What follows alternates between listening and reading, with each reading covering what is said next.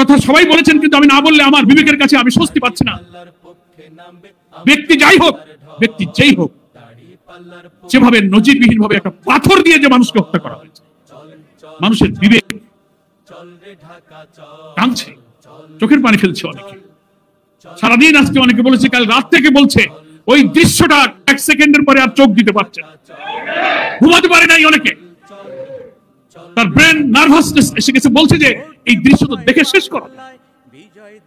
হ্যাঁ, বাংলাদেশে অনেক সহিংসতা হয়, মারামারি হয়, রাজনৈতিক সংঘাত হয়, দু একটা খুনের ঘটনা ঘটে, অপরাধ প্রবণ এই দেশে অনেক অপরাধের ধরন আমরা দেখেছি। কালকে আমরা কি দৃশ্য দেখলাম, মনে হলো ভিডিওটা একদিন আগে করা, ওরা ছেড়েছে বোধহয় দেরিতে, আগের দিনের ঘটনা। বাংলাদেশের নজিরবিহীন ভাবে সেই আইয়ামে জাহেলিয়াতের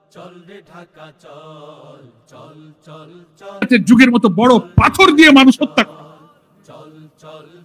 যেগুলো বিবেকবান। কি আমরা দেখলাম, আমার মন বলছে কোন দল মত ব্যক্তি কোন দিকে ইঙ্গিত করে কথা বলতে চাই, যাদের ইঙ্গিতে যারা এই পাথর মজলুম মানুষের উপরে যে পাথর চাপা দিয়ে হত্যা করেছেন, এই পাথরের বোঝা আপনাকে বহন করতে হবে অনেক দিন, এই পাথরের বোঝা আপনাকে অনেক দিন বহন করতে হবে। আপনারা জাতিকে কলঙ্কিত করছেন। নতুন বাংলাদেশের আমরা স্বপ্ন দেখি, আমরা নিরাপদ বাংলাদেশ চাই, মানবিক বাংলাদেশ চাই, সমৃদ্ধ বাংলাদেশ চাই। এই কি তার আলামত?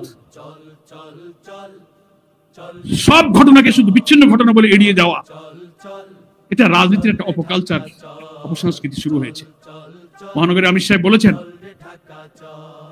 কোন কলা কৌশলে খুনি যেন রক্ষা পেয়ে না যায়, সাবধান থাকবেন। মানুষ কিন্তু এখন অনেক সচেতন। উনার নিহতের স্ত্রী বলে এক কথা, যিনি ভিকটিম, যিনি স্বামী হারা হলেন, সব খবর তিনি জানেন, তিনি বলবেন এক কথা, আর ইনভেস্টিগেশন অফিসার, তদন্ত বা অথরিটি বলবেন আরেক কথা। তা কি হলো? এটা তো আওয়ামী লীগের আমলেই এরকম দেখতাম, তদন্তের আগেই আপনি একটা কথা বলে দিলেন। কিন্তু শেখ হাসিনা দিস্তায় বিচার তদন্তের আগেই কইতো এটা জামাত শিবির করছে, বুঝছো না? তা আমরা যে বক্তৃতাটা করি, কথা বলতে আমাদের লজ্জা হয়, বেদনা লাগে।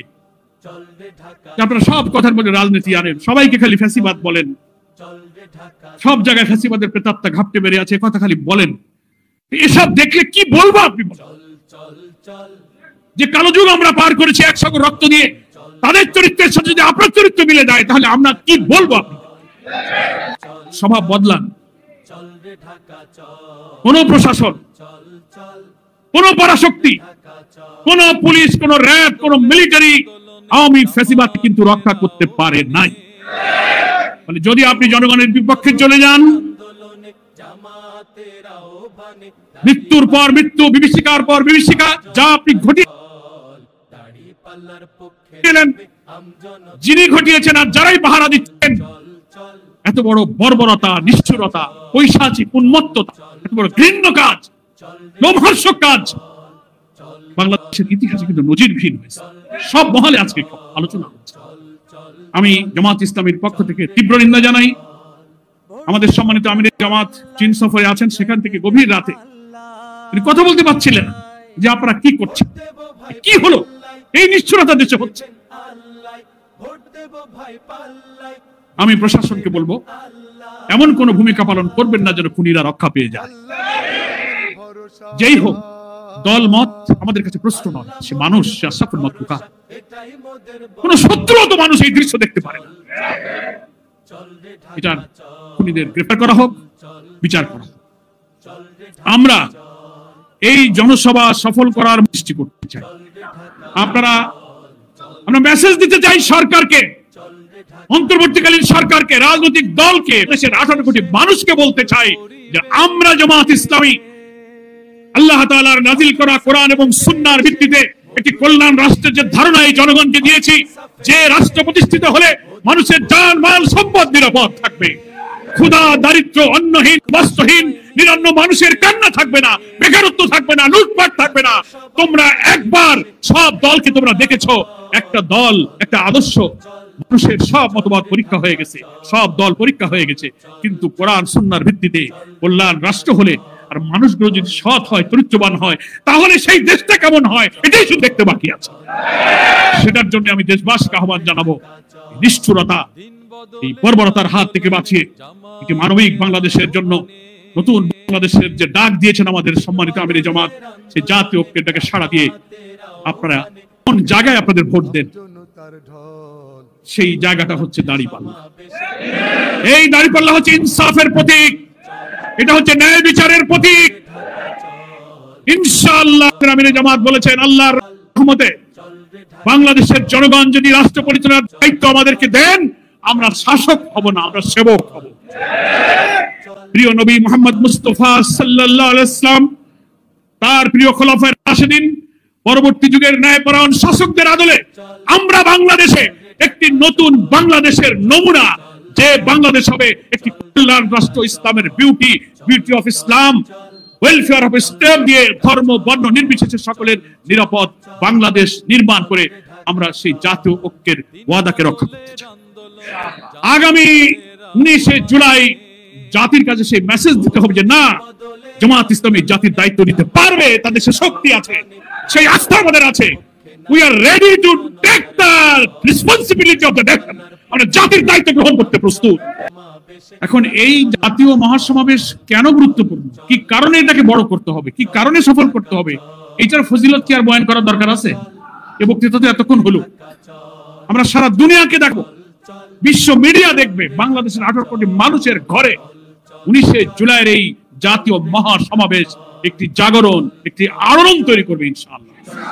আমাদের উপরে যে জুলুম করা হয়েছে, আগামী জাতীয় নির্বাচনকে সামনে রেখে আমরা যে লেভেল প্লেইং ফিল্ড, সকলের প্রতি সমাজ যে দাবি আমরা করেছি, যে সংস্কারের দাবি আমরা করেছি, অপরাধীদের বিচারের যে দাবি করেছি, আরো যত দাবি করেছি, এটা যে কথার কথা নয়, বাদকে বাদ নয়, বলতে হয় তাই বলছি, এটা কোনো পলিটিক্স নয়, এটা যে হৃদয়ের দাবি, এটাকে উচ্চকিত করতে হবে এই মহাসমাবেশে আমাদের লোক উপস্থিতির মধ্যে দিয়ে।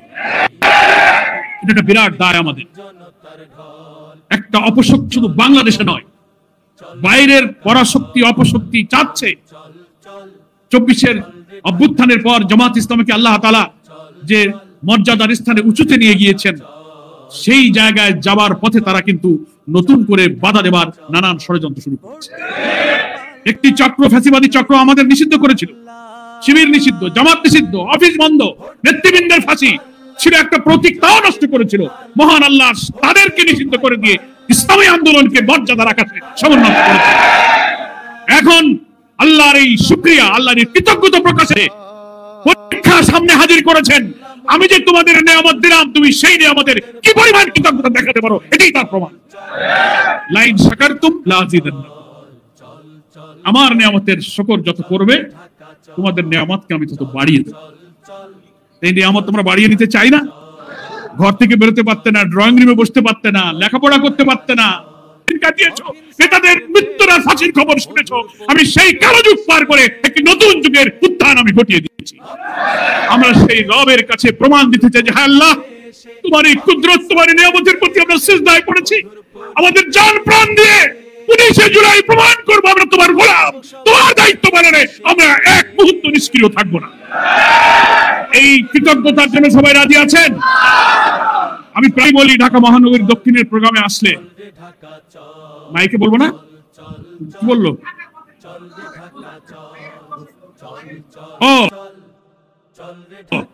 দক্ষিণের প্রোগ্রামে আসলে আমি বলি যে ঢাকা হচ্ছে বাংলাদেশের রাজধানী, রাজনীতির রাজধানী, সংগঠনের রাজধানী, নাকি বলেন? আর জনসভার স্থানটাও হচ্ছে ঢাকা দক্ষিণের মধ্যে। এই ঢাকা মহানগরী হচ্ছে বাংলাদেশের রাজধানী, আর রাজধানীর যত টেরিটরি, যে পেরিফেরি, তারও একটা হৃৎপিণ্ড হচ্ছে ঢাকা মহানগরী দক্ষিণ। সরাইল উদ্যান মাঝখানে, চারিদিকে অফিস, আদালত, সচিবালয়, প্রেস ক্লাব, যমুনা, বঙ্গভবন, রাজনীতির প্রাণকেন্দ্র প্রেস ক্লাব, প্রশাসন, সারা দুনিয়ার আন্তর্জাতিক ডিপ্লোম্যাটিক জোন, কূটনীতিবিদরা যেখানে আসে যায়, মিটিং করে, বৈঠক করে, সব কিছুর প্রাণ কেন্দ্র হচ্ছে ঢাকা মহানগরী দক্ষিণ। মহানগরী আমির বললেন 2 কোটির বেশি লোক, না 1 কোটির বেশি লোক এখানে বাস করে, 1.5 কোটি। তো 1.5 কোটি লোকের মধ্যে বসবাস করে আমরা এখানে 10-15 লক্ষ লোক হাজির করতে পারি না? কোনো ব্যাপার না। এখন রাজনীতিতে একের পর এক যে ঘটনা ঘটছে, আমি মনে করি এই জনসভা সফল ইসলামী জামাতের নেতাদের দিকে তাকিয়ে আছে। চিন্তা